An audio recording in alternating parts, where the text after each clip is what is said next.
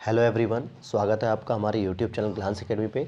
आज हम फिर से पढ़ेंगे ग्लांस एकेडमी के चैनल पर यूपी पीसीएस और एमपी पीसीएस को ध्यान में रखकर घटना चक्र 2022 की सीरीज, जिसमें हमने शुरू कर रखा है इंडियन ज्योग्राफी को। और इंडियन ज्योग्राफी में हम पढ़ रहे हैं सिंचाई और नहरें। आज का हमारा टॉपिक रहेगा सिंचाई और नहरें। इससे पहले हमने प्राकृतिक वनस्पति को कंप्लीट कर लिया है। तो चलिए आज की हम क्लास को शुरू करते हैं। पहले हम देखते हैं इसमें थोड़े से नोट्स। तो यहाँ हम देखेंगे कि जो भारत की स्थिति है वो उपोष्ण जलवायु क्षेत्र में पाई जाती है। कहाँ पर पाई जाती है? उपोष्ण जलवायु क्षेत्र में। और पश्चिमी हिमालय, उत्तर पूर्व असम, मेघालय और दक्षिण के कुछ भागों को छोड़कर देश का अधिकांश क्षेत्र कैसा होता है? उच्च तापीय मंडल में आता है, यानी कि यहाँ पे तापमान अधिक रहते हैं। ऊंचे तापमान से अधिक वाष्पीकरण होता है और वाष्प उत्सर्जन भी अधिक होता है, यानी कि ज़्यादातर पानी उड़ जाता है गैस के रूप में। और बोई गई फसलों हेतु मृदा में नमी की कमी को पूरा करने के लिए हमें सिंचाई की आवश्यकता पड़ जाती है, क्योंकि पानी ज़मीन पर नहीं बचता है।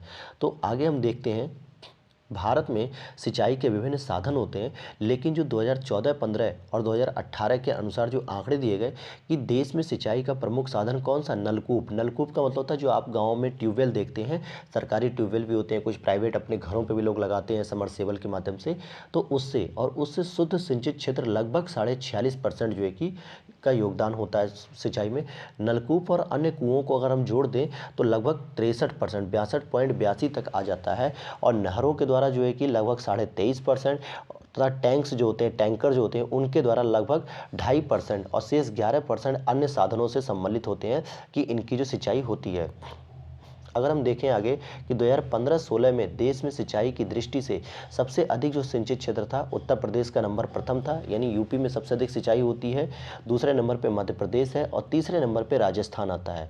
और भारतीय सिंचाई परियोजनाओं को हम 3 वर्गों में विभाजित भी करते हैं। जैसे पहली होती है लघु सिंचाई, फिर दूसरी मध्यम, फिर तीसरी होती है वृहद। तो लघु सिंचाई परियोजना में कौन आता है? जो 2000 हेक्टेयर से कम क्षेत्रफल होता है, जिसका क्षेत्रफल 2000 हेक्टेयर से कम होता है, उनकी सिंचाई जैसे कुओं से, नलकूप से, पंप सेट से, तालाब से, ड्रिप सिंचाई से, स्प्रिंकल से या एनीकेट आदि शामिल होते हैं। तो लघु सिंचाई परियोजना में कितना होता है? लगभग 2000 हेक्टेयर से कम क्षेत्रफल होता है। और भारत में लगभग 62% क्षेत्रफल इसी के अंतर्गत आता है। दूसरा है मध्यम सिंचाई, जिसका 2000 से लेकर 10,000 हेक्टेयर के बीच में आता है। और तीसरा होता है वृहद सिंचाई योजना, जिसका आप देखेंगे कि 10,000 हेक्टेयर से अधिक के क्षेत्रों की सिंचाई होती है। बड़ी और मध्यम परियोजनाओं अगर हम दोनों को मिला दें तो लगभग 38% योगदान इनका पूरा होता है। विश्व की सबसे पुरानी और विकसित नहर व्यवस्थाओं में से एक है गंग नहर। इसका निर्माण 1927 में बीकानेर के तत्कालीन राजा श्री गंग सिंह के द्वारा कराया गया था। यह नहर सतलज नदी से फिरोजपुर के निकट हुसैनीवाला से निकाली गई है। पूर्वी यमुना नहर, जो यमुना नदी के बाएं तट से ताजेवाला, जो कि वर्तमान में यमुनानगर जिला हरियाणा में है, के निकट से निकलती है। और मुख्यतः यह 197 अर्थात 200 किलोमीटर के आसपास लंबी होती है।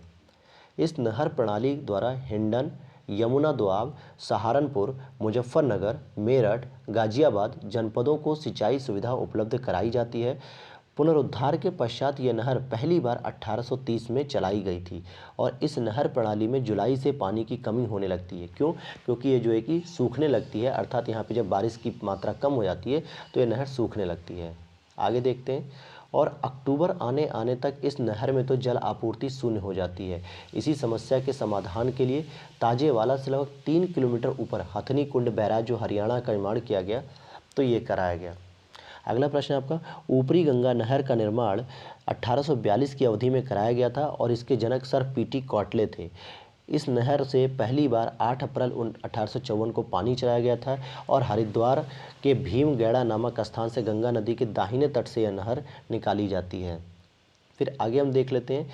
इस नहर प्रणाली द्वारा हरिद्वार हो गया, सहारनपुर हो गया, मुजफ्फरनगर, मेरठ, गाजियाबाद, बुलंदशहर, अलीगढ़, एटा, मथुरा, फिरोजाबाद, मैनपुरी और आगरा, इन जनपदों में सिंचाई सुविधा उपलब्ध कराई जा रही है।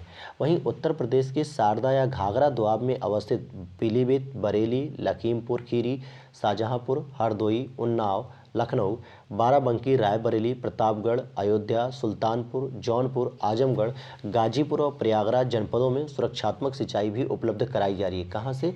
शारदा या घाघरा का जो दोआब है उससे। तो इस क्षेत्रों में जो है कि यहाँ पे कराई जाती है इनसे।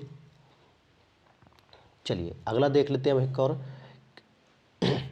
निचली गंगा शहर, ऊपरी गंगा शहर तो हमने देख लिया। अब ये निचली गंगा शहर का जो उद्गम स्थल है ये नरौरा बुलंदशहर में है। कहाँ पे है? नरौरा बुलंदशहर में है।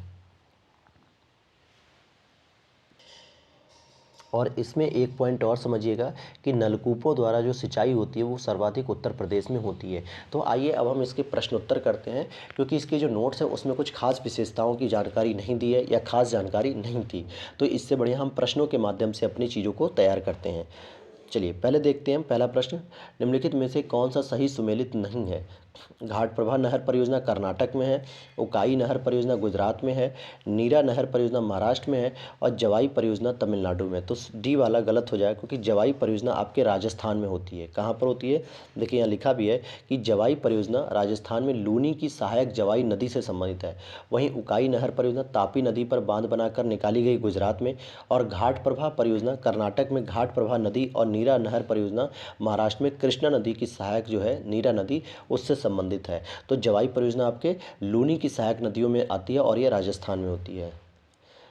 क्वेश्चन नंबर सेकंड है, प्रायद्वीपीय भारत में सिंचाई का एक प्रमुख साधन है तालाब, और प्रायद्वीपीय क्षेत्र की अधिकांश नदियां मौसमी हैं। तो देखिए प्रायद्वीपीय क्षेत्र की अधिकांश नदियां भी मौसमी हैं और वहां पे सिंचाई का जो प्रमुख साधन है वो तालाब ही है। तो इसलिए दोनों ही स्टेटमेंट सही हो जाएंगे और व्याख्या भी करेंगे एक दूसरे की। क्वेश्चन नंबर थर्ड है, भारत के संदर्भ में निम्नलिखित में से कौन सा कथन सही नहीं है?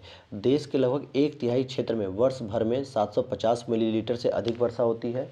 देश में सिंचाई का प्रमुख स्रोत कुएं हैं। तीसरा है आपका, कछारी मृदा देश के उत्तरी मैदानों की प्रमुख कठोर प्रकार की मृदा है, और पर्वतीय क्षेत्र देश के पृष्ठीय क्षेत्रफल का लगभग 30% बैठता है। तो बी ऑप्शन सही हो जाएगा, क्योंकि वहाँ कहा गया है कि प्रमुख साधन कुएं हैं, जबकि ऐसा नहीं है। प्रमुख साधन हमारा क्या है? नलकूप है, क्योंकि नलकूप के माध्यम से ही जो है कि सबसे अधिक यहाँ पे सिंचाई होती है भारत में। क्वेश्चन नंबर 4 है, निम्नलिखित राज्यों में से किसमें सिंचाई के अंतर्गत कुल कृषि क्षेत्र 2011 के प्रतिशत अधिक है? तो सबसे अधिक जो कुल सिंचाई क्षेत्र है वो हरियाणा के अंतर्गत आती है। क्वेश्चन नंबर 5 है, भारत में सर्वाधिक सिंचाई विस्तार करने वाला राज्य कौन सा है? तो पंजाब हो जाएगा इसका सही जवाब। अगला प्रश्न है, सूक्ष्म सिंचाई की पद्धति से निम्नलिखित में से कौन सा कथन सही है? मृदा से उर्वरक पोषक हानि कम की जा सकती है। यह वर्षा अधीन खेती की सिंचाई का एकमात्र साधन होता है। एकमात्र साधन यहाँ पे ये ध्यान देना है। साथ ही इसमें और एक ऑप्शन दिया हुआ है कि इसमें या इससे कृषि क्षेत्रों में भौम जल स्तरों को कम होने से रोका जा सकता है। तो पहला और तीसरा तो सही है, लेकिन जो बी ऑप्शन दिया हुआ था कि एकमात्र साधन है, तो यह गलत था। जीवन रक्षक अथवा बचाव सिंचाई इंगित करती है किसके लिए? पीडब्ल्यूपी सिंचाई। पीडब्ल्यूपी सिंचाई क्या होती है? परमानेंट विल्टिंग पॉइंट, इसी को जो है कि हम कहते हैं, यानी कि पीडब्ल्यूडी जो होता है परमानेंट विल्टिंग पॉइंट सिंचाई जीवन रक्षक अथवा बचाव सिंचाई को इंगित करती है। परमानेंट विल्टिंग पॉइंट मिट्टी में पानी की न्यूनतम मात्रा को इंगित करती है, जिसके अभाव में पौधे मुरझाने लगते हैं, और ऐसी स्थिति में सिंचाई अति आवश्यक हो जाती है। क्वेश्चन नंबर 8 है, गत 25 वर्षों में नलकूप सिंचाई का सर्वाधिक शानदार विकास हुआ है सरयू पार मैदान में। सरयू पार मैदान में सर्वाधिक विकास हुआ है इसका। क्वेश्चन नंबर 9 है, भारत के किस राज्य में सर्वाधिक सिंचाई नलकूपों से होती है? तो नलकूपों से हमारे उत्तर प्रदेश में सर्वाधिक सिंचाई की जाती है, लगभग 74.9%, अर्थात 75% लगभग नलकूपों से हमारे यूपी में सिंचाई की जाती है। क्वेश्चन नंबर 10 है, किस राज्य में नलकूपों द्वारा सिंचित भूमि क्षेत्र सबसे अधिक होती है? तो उत्तर प्रदेश में होती है, और लगभग 75% नलकूप से सिंचाई होती है। क्वेश्चन नंबर 11 है, भारत में नलकूप एवं कूप से संबंधित या कूप से सिंचित अधिकतम क्षेत्र वाला राज्य कौन सा है? तो उत्तर प्रदेश होता है। कौन होता है? उत्तर प्रदेश होता है।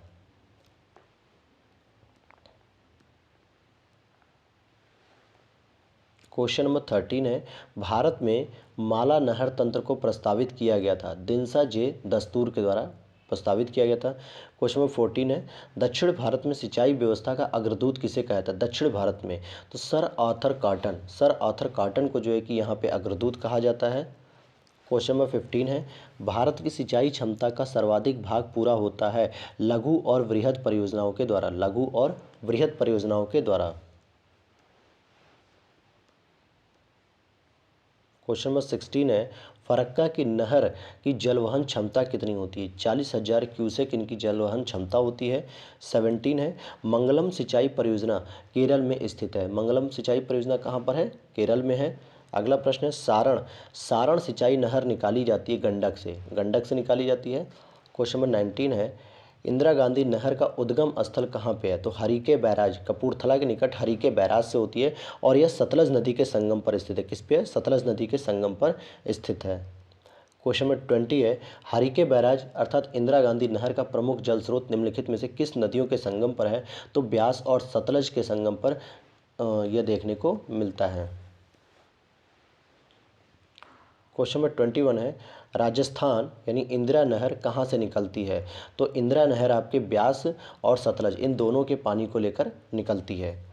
इंदिरा गांधी नहर का निर्माण कार्य 1958 से प्रारंभ हुआ और इसका उद्गम जो है कि कहाँ से होता है? तो सतलज नदी के हरिके बैराज से होता है, हरिके बांध से होता है। 23, इंदिरा गांधी नहर जल प्राप्त करती है तो ब्यास से लेती है और आपके सतलज से भी लेती है और साथ ही साथ रावी से लेती है। तो 1, 3, 4 इन तीनों नदियों से लेती है, लेकिन चिनाब से नहीं लेती है, क्योंकि चिनाब आपका कहाँ पड़ता है? हिमाचल प्रदेश में जो है कि चिनाब नदी जाती है, न कि नीचे आती है। क्वेश्चन नंबर 24 है, निम्नलिखित नदी परियोजनाओं में से कौन ब्यास नदी के पोंग बांध के जल का उपयोग करती है? तो पोंग बांध के जल का उपयोग इंदिरा गांधी नहर परियोजना ही करती है, क्योंकि ब्यास नदी पर बना है और ब्यास नदी का पानी इंदिरा गांधी नहर परियोजना को मिलता है। क्वेश्चन नंबर 25 है, विश्व की सबसे पुरानी और विकसित नहर व्यवस्था भारत में से कौन सी है? तो गंग नहर है। कौन सी है? गंग नहर है। क्वेश्चन नंबर 26 देखते हैं हम लोग। गंग नहर जो सबसे पुरानी नहरों में से एक होती है, इसका निर्माण गंग सिंह के द्वारा कराया गया था। राजा गंग सिंह। कब कराया गया था? 1927 में इसका निर्माण कराया गया था। अगला प्रश्न है, शारदा सहायक समादेश विकास परियोजना के मुख्य लक्ष्य निम्नलिखित में से क्या है? कृषि उत्पादन बढ़ाना, बहुफसली खेती द्वारा भूमि उपयोग के प्रारूप को बदलना और भू प्रबंधन का सुधार करना। भू प्रबंधन का सुधार करना। तो आप देखोगे तीनों ही स्टेटमेंट सही हो जाएंगे। क्वेश्चन नंबर 28 है, निम्नलिखित कथनों में से कौन एक सत्य नहीं है? कौन सा एक सत्य नहीं है? तो घग्गर के जल का इंदिरा गांधी के नहर में प्रयोग होना बिल्कुल नहीं। ये जो शारदा या घग्गर ये जो है ये तो यूपी के अंतर्गत आती है, न कि यहाँ पे आती है। क्वेश्चन नंबर 29 हम समझते हैं, निचली गंगा नहर का उद्गम स्थल कहाँ पे है? तो नरौरा बुलंदशहर में होता है निचली गंगा नहर, जो 1878 में पहली बार बनाई गई थी। क्वेश्चन नंबर 30 है, निम्नलिखित नहर प्रणालियों में से किससे बिहार के क्षेत्र में सिंचाई होती है? तो बिहार के क्षेत्र में आपकी त्रिवेणी नहर से होती है, जो पूर्वी और पश्चिमी चंपारण में होती है। क्वेश्चन नंबर 31 है, हरियाली एक नई योजना थी, किससे संबंधित? बंजर भूमि के विकास से संबंधित है यह योजना, बंजर भूमि के विकास से संबंधित। क्वेश्चन नंबर 32 है, हरियाली योजना किससे संबंधित हो जाएगी? तो जल प्रबंधन, क्योंकि बंजर भूमि में जो जल का संचयन करना होता है उससे रिलेटेड यह थी।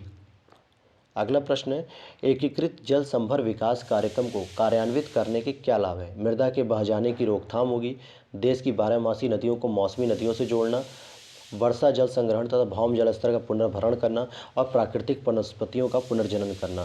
तो आप देखोगे पहला, दूसरा, तीसरा तो सही हो जाएगा, लेकिन यहाँ पे 1, 3, 4 दे रहा है, क्योंकि वर्षा जल का संग्रहण और भौम जल स्तर का पुनर्भरण इसकी योजना में नहीं था। तो 1, 3, 4 हो जाएगा।